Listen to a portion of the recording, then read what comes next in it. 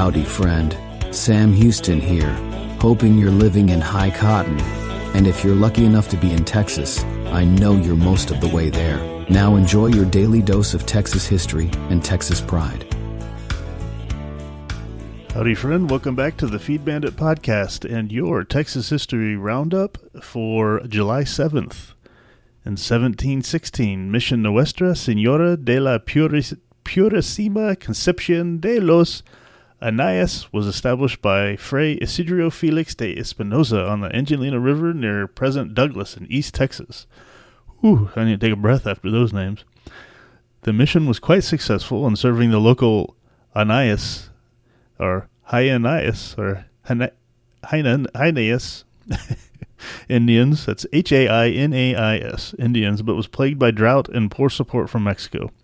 In 1731, the mission moved to its present site in San Antonio and became Nuestra Señora de la Purísima Concepción de Acuña. Its stone church, completed in 1755, is considered to be the oldest and best preserved unrestored church in the United States. In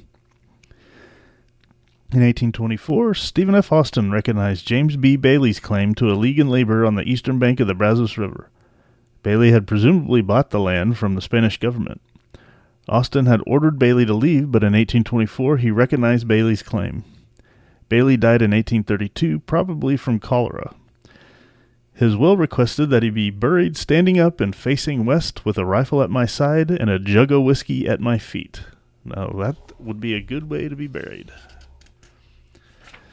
In 1843, Hayden Edwards, who had returned to Texas during the Revolution, was issued a license to operate a ferry across the Sabine River at what was then known as Cotton's Crossing. A few months earlier, he had received a patent for illegal land, which included the site of a proposed town called Fredonia, but the community never materialized. In 1888, R.E. and John Stafford were killed in Columbus. Larkin and Marion Hope, nephews of Sheriff Light Townsend, were accused of the shootings. The shootings were a result of long-standing animosities between the Stafford and Townsend families. No convictions resulted because Townsend was the local political boss. In the 1890s, the Colorado County feud developed when the Townsend family divided against itself. The feud resulted in multiple killings and had an adverse effect on the governance and economy of Columbus. In 1912, at the Galloway Lumber Company in Graybo, Louisiana, a 10-minute gun battle erupted, resulting in 4 deaths and more than 40 injuries. Arthur L. Emerson, a founder of the Brotherhood of Timber Workers in East Texas and western Louisiana, had been about to address non-union workers when the shooting began. The Brotherhood had voted to ally with the industrial workers of the world and called for a strike. The Operators Association answered with lockouts and strike bearers, protected by gunmen. Emerson and 64 members of the Brotherhood men were arrested. A grand jury indicted all the Union men but no company men. Legal expenses for the Brotherhood depleted its resources, and its effectiveness was over by the spring of 1913.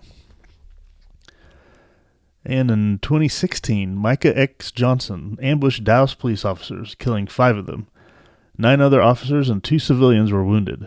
Johnson was a U.S. Army Reserve Afghan war veteran who was angry over recent police shootings of black men. He used a semi-automatic rifle and a handgun.